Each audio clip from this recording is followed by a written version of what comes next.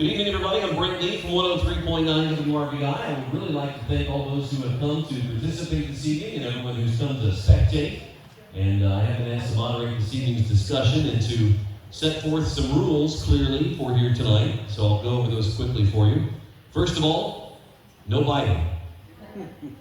Oh, one laugh. All right. That's a joke, just to lighten the mood. Each candidate will be given 2 minutes to make an opening statement to use as they would like. Candidates drew numbers before we started to determine the order of questioning. Each candidate will get a question then, and they'll have 2 minutes to answer it. And then we'll go through the order a second time for each candidate to answer another question with the same terms. Should any candidate specifically reference another candidate, the moderator may award that person a minute to rebut. This decision is at the sole discretion of the moderator and will be made on a case-by-case basis. Then at the end, candidates will be given a 2-minute closing statement period as well. So those are the rules, and I've done the math, and I didn't go to Franklin County Schools, but I think I've got it right. For us to get out of here at a decent hour, we probably need to be stringent on our time, so I do thank everybody in advance for ending your comment when the timer goes off. You can finish the end of a sentence or a phrase, but please no more. Let's just move on at that point. So without further ado, we have our County Council District 4 candidates up here, and they drew numbers just a little bit ago, and challenger Bob Evans will now speak for 2 minutes opening statement. Please, sir. Are we on? Okay. My name is Bob Evans. Grew up in Brookville, lived on the same creek, Little Cedar Creek, for almost 68 years. Have a wife, have 11 grandchildren, 1 great-grandchild, and 3 dogs. My reason for running for council is pretty simple, and it's probably not what you want to hear, but I don't have an agenda.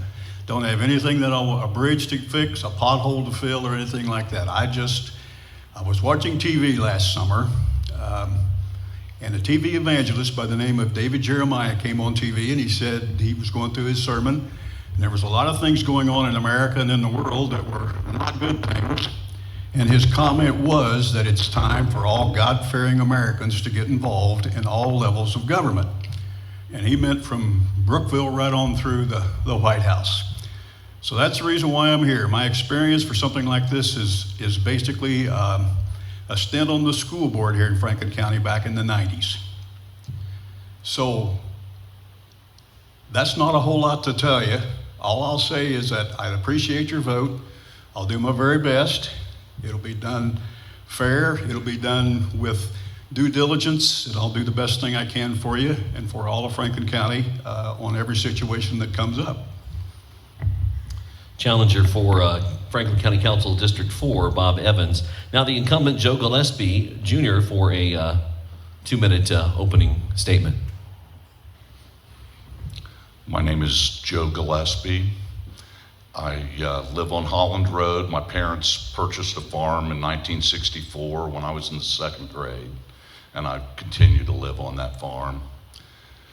I've been in local government almost my entire working career. I was the county surveyor for 40 years, and this is my 4th year on county council representing District 4.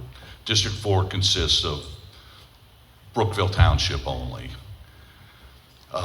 My philosophies on local government is very simple. I think most people think as long as the road is fixed and when they call someone for help that they come and help them, that the rest of the government, they pretty much want to stay out of their lives. And so that being said, I have tried to support all the emergency services and the highway. And there are other things that go with that. I mean, you have to fund the government, but those are my priorities. The council, when I took office, Franklin County was in a kind of a tough way. We had a cash balance of county general that was less than $1 million. And just as I took office, we decided to hire a financial consultant. We hired the Reedy Group, and they put together a financial plan for the county, and we have strictly followed that. And in these 4 years, we've accumulated. Until it's time. So you're keeping time over there, right, Annie? Yes. All right. Well, I thought we were going to hear it when it went off. Is it not? Am I done? You Yeah. are supposed to Yep, that hear was it. time. Sorry. Sorry. Sorry about that. Hate to cut you off. I didn't know that it was, I thought it was going to be a little ding there or something, so I was just waiting. But and then for a round of questions, we'll invert the order that we did the opening statements in, and we'll continue as, like that. So the first question for Councilman Gillespie: what specifically has the council done in your years as a member that you are the most proud of? You have 2 minutes. Well, that's what I was just talking about. Like I said, we had a very small cash balance in county general. At this time, what our financial plan called for, our consultant wanted us to be able to have enough cash to be able to fund our government for 1/2 of a year. We've actually put enough money together to almost fund it for a year. We have a cash balance of a little bit over $7 million. And that is probably what I'm most proud of. But there are challenges also. Cumulative Bridge is a challenge. Moving the dispatch center is going to be a huge challenge. But my goal is to try and fund the government with our current resources. That is my personal challenge. All right, thank you, Mr. Gillespie. Mr. Evans, if elected, what specifically would you like to see the county council do in your first term? Well, the way I see their job, and I've been to some of their meetings, their job is to bring wisdom to the way the money is being spent around Franklin County. And as I said, I don't have an agenda. I don't have anything that I know of that needs to be fixed. There are some things that I've heard at the meetings that, like Joe alluded to, that would be big things with the information center, the EMS, the call-in center for 911. I'm sure there's big issues, but I don't really know which one I would pick as a goal. I think they all deserve the right amount of study and educating yourselves, and also finding out from the taxpayers what their beliefs are in all these issues. Thank you, Mr. Evans. And another round of questions we'll invert. We'll let Mr. Evans go first on this one.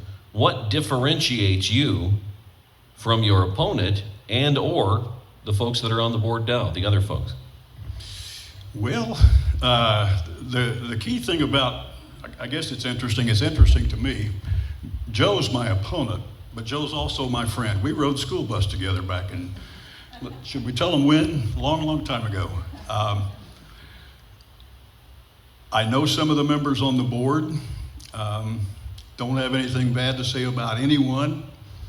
Wouldn't do well in a debate like we see on TV sometimes. I wouldn't do well in that because I don't know a whole lot of bad things to say about anybody that's on the board or my opponent. I will promise honesty and integrity, and I'm sure it's already there with the other members also, but that's one thing that will be there. And being willing to listen to someone that walks up to you at the hardware store, at the basketball or football game, and has a question. Just being willing to listen. All right, thank you. And Councilman Gillespie, what unfinished business do you have that you absolutely want to accomplish if you get another term on the council? Well, when they started to discuss moving the dispatch center, I was skeptical of that. And it has been brought up for several months. And so I've been talking to former sheriffs, and I met with the current sheriff, and a lot of dispatchers, a lot of emergency people, and I told the commissioners Tuesday that I am convinced that probably it needs to happen. But with moving that is going to require 6 or 8 additional employees. And so the challenge is, can we afford it?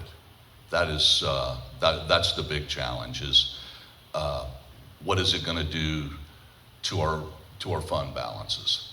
What is it going to do to our benefit package, our health insurance and our workers' compensation and whatever else is included in that? So I think that is a big project right now. There are lots of unanswered questions, and I told the commissioners on Tuesday that at our next council meeting, I plan to ask our board to initiate a study from our consultant to see how we can afford that.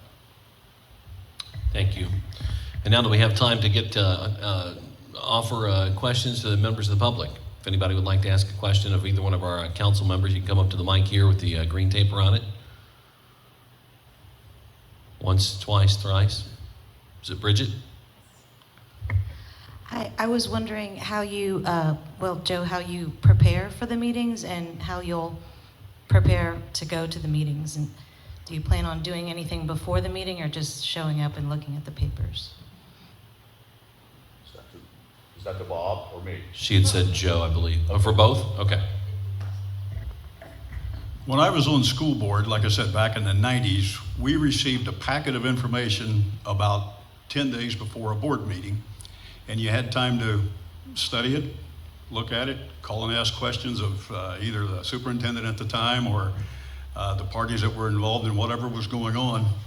So I would just say to make sure that anything that's on the agenda, I assume the agenda comes out a little bit ahead of time, okay, to give you time to prepare. So that's what I would say. It's just like when I was on the school board, there's a packet that allows you to study the issues and to form your opinions and then be ready at the meeting time.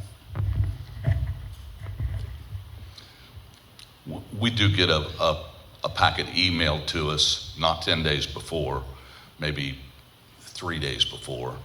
And with that agenda and with all of the additional appropriations and the transfers and anything else, we get that. And I go through that a couple of times before our meeting. That is, and there's always other things that need to be brought up, special things that generally aren't on the agenda. And, but that's how I prepare. You have another question? I don't see anybody standing up. With that, we'll let our gentlemen make their closing remarks. And see, Mr. Evans got to make his opening statement first. So, Mr. Gillespie, if you want to go first with your closing statement, 2 minutes. And Annie, if you could, I can't always read your lips or your hand signals. Just holler out time if you can't make it, so we can all hear it. That chimes. I can't hear it down there. Thanks. Well, I'd like to thank you all for this forum. This is really thoughtful. And I just ask for your support and try and give a common sense, logical approach to county government. And if anybody has any questions for me, I have put my phone number on all of my political cards and my yard signs. And I will tell you, if you do that and think people won't call you, that isn't correct. But thank you again. Mr. Evans. And I also say thank you for coming out. I think my biggest wish for this election and also for the election that's taking place in all 50 of our states and our national election is the key thing for us to do right now as Franklin Countyans and as Americans is to get out and vote, to make sure that we do exercise our right to vote. A lot of people fought wars so that we would have this right, so we should certainly exercise it. And once again, thank you all for coming out. I would appreciate your vote. I will confess that 4 years ago, I probably voted for Joe, but I've decided to take that away from him this time, and I'm going to vote for myself. All right, let's see here for our candidates for Franklin County Council District 4, incumbent Joe Gillespie and challenger Bob Evans there. So this